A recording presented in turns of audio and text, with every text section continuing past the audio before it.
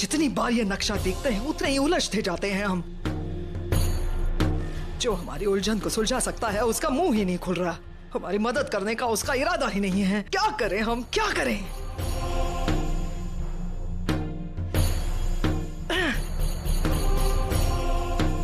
ये नक्शा हमारे किसी काम का नहीं है।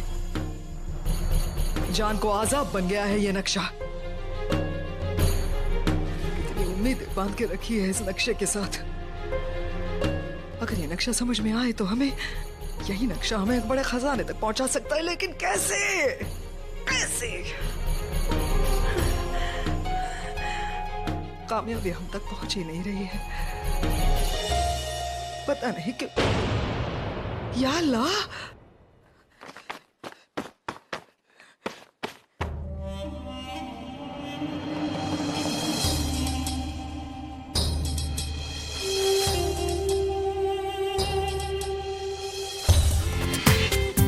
पूरा एपिसोड देखिए ZEE5 पर। इतनी दूर मत भागिए, नहीं तो सलीमा बेगम फिर से नाराज हो जाएगी। शुक्रिया, आप यहाँ में खेलने लेकर आई। अम्मी जान तो मैं बाहर जाने ही नहीं देती है। इसलिए तो हम आपको यहाँ लेके आए हैं, लेकिन आप यहाँ वहाँ मत भागिए। तो हम क्या करें? तो हमारा कोई हम रूम है ही नहीं जिसके साथ हम खेल खेलें, इसलिए दौड़ते भागते रहते हैं हम। आप घबराइए मत, जल्दी यहाँ पे आपके साथ खेलने वाला कोई आने वाला है। हम समझे नहीं, कौन खेलने वाला है हमारे साथ? कोई तो है, या तो आपका छोटा भाई या फिर एक छोटी सी बहन। अच्छा, तो अभी क्यों नहीं आता? कहाँ है वो? अभी तो वो रुकैया बेगम के पेट में है। तो मालूम है, आपकी फूफी जान बख्शी बानू भी आपको एक ऐसा खिलौना बहुत जल्दी देने वाली है। वो भी उनके पेट में है? हाँ। पर हमारा खिलौना पेट में कैसे हो सकता है? शहंशाह! अस्सलामुअलैकुम शहंशाह। वालेकुम अस्सलाम। कैसे हैं आप? हम ठीक है शहंशाह, हमें आपसे जरूरी बात करनी है। हम आपसे बाद में मुखातिब होंगे। सलाम शहंशाह। वालेकुम अस्सलाम। तो बताइए, खाने खाना क्या जरूरी बात करनी है आपको हमसे? जावेदा बेगम ने हमें हैरत में डाल दिया। वो कह रही थी रुकैया अम्मी जान के पेट में हमारा खिलौना है, और फूफी जान के पेट में भी। वो क्या है कि हम रहीम को समझा रहे थे कि रुकैया बेगम पेट से है, तो अब आप ही बताइए शहंशाह, किसी के पेट में खिलौना कैसे रह सकता है? मुआफी चाहते हैं खाने खाना, लेकिन भाभी जान बजा फरमाती हैं। नहीं नहीं, हम नहीं मानते। हम अभी अम्मी जान से पूछते हैं। बड़ी हैरत में है ये हैरत तो खुशी की वजह से है शहंशाह, और सारा महल ये खुशी मना रहा है। लेकिन एक बात का हमें बहुत अफसोस है। कैसा अफसोस भाभी जान? आप वालिद बनने वाले हैं, इस बात की मुबारकबाद तो आपको सब दे रहे हैं, लेकिन सोचा जाए तो हम भी तो चाची जान बनने वाले हैं। हमें तो अभी तक किसी ने मुबारकबाद नहीं दी। चलिए हम आपको मुबारकबाद देते हैं। आपको मुबारक हो भाभी जान। आदाब वजीर आलिया। ऐसी क्या खास बात हुई कि तुम्हें हमारे ख्यालों में खलल डालनी पड़ी? खबर ऐसी है हुजूर, जिसे सुनकर आपके होश उड़ जाएंगे, मगर बदले में मुझे इनाम चाहिए। इनाम के लायक खबर होगी तो इनाम भी मिलेगा। मुझे रुकैया बेगम के होजरे के सामने तैनात किया गया था। मैंने रुकैया बेगम की और हकीमा साहिबा की बात सुनी।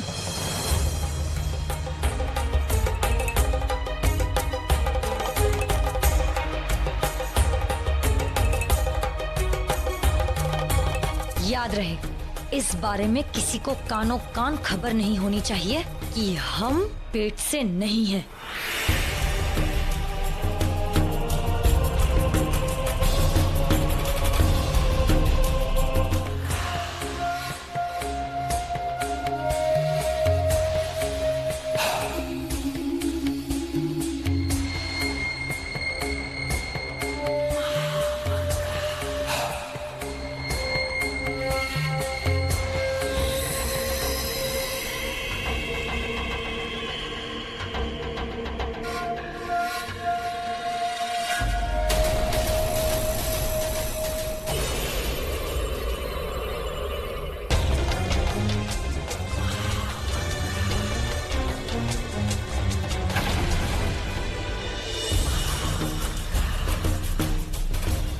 या अल्लाह, ये क्या हरकत थी महामंगा?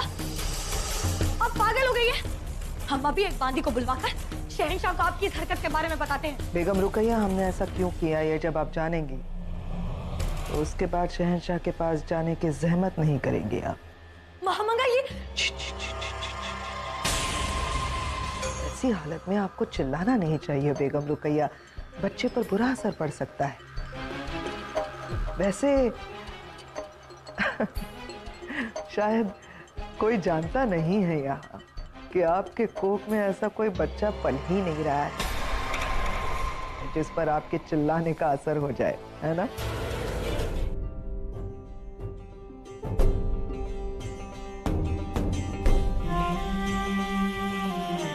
रुकैया बेगम अब कैसी है? सो रही है। हम क्षमा चाहते हैं शहंशाह। यदि आज हम रुकैया बेगम के पास होते तो कदाचित ऐसा नहीं होता। हम स्वयं को दोषी मानते हैं। हमारे कारण ही वो इतनी घबराई हुई है और आप इतने व्याकुल। अब ऐसे मत कहिए जोधा बेगम।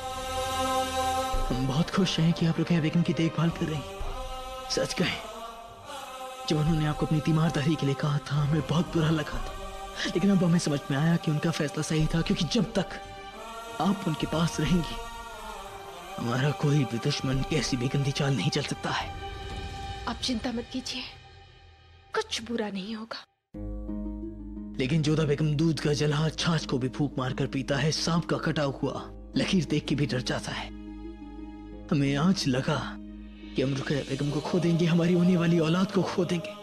जानते हैं कि एक शहंशाह होने के नाते हमारे इरादे और भी मजबूत होने चाहिए जोधा बेगम, लेकिन एक वालिद होने के नाते वो वालिद जिसकी औलाद अब तक इस दुनिया में भी नहीं आई, हमारा फर्ज है कि हम अपनी औलाद की हिफाजत करें।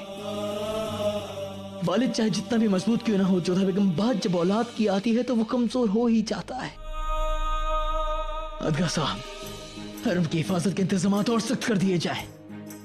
जी हुजूर, रात की चौकसी बढ़वा दी गई है और कुछ खास चुने हुए बहादुर और वफादार सिपाहियों की तैनाती की गई है। कुछ खास ख्वाजा सेरा और सिपाही रुकैया बेगम के ख्वाबगाह के बाहर तैनात कर दिए गए हैं। और यही नहीं, हरम के लिए भी खास चुने हुए बहादुर राजवंशी सिपाहियों की तैनाती की गई है। बहुत खूब अदगा साहब, हम नहीं चाहते कि जरा भी चूक हो। जी हुजूर, मगर शहंशाह, इस बात को लेकर कुछ मौलवी नाराजगी दिखा सकते हैं।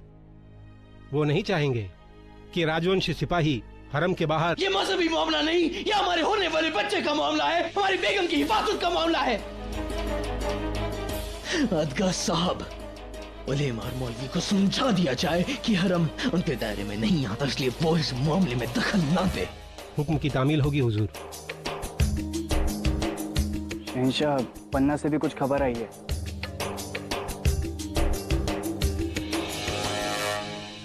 हुजूर, अगर आप चाहे तो हम थोड़ी देर बाद हाजिर होते हैं। नहीं, बताइए क्या खबर है? शहंशाह, गाजी खान जिसने सरहिंद से बगावत की थी वो पन्ना के राजा रामचंद्र के पास में जाके पनाह ले चुका है। हमारे आदमियों ने राजा साहब को समझाने की बहुत कोशिश की, मगर उन्होंने उस पर कोई गौर नहीं फरमाया। अदगा साहब, रामचंद्र तक हमारा पैगाम भिजवाया जाए कि मुगल सल्तनत के बागी को पनाह देना और उसे हमारे हवाले न करना मतलब मुगल सल्तनत का दुश्मन बन जाना, और जो होगा उसके जिम्मेदार वो खुद होंगे। जी हुजूर।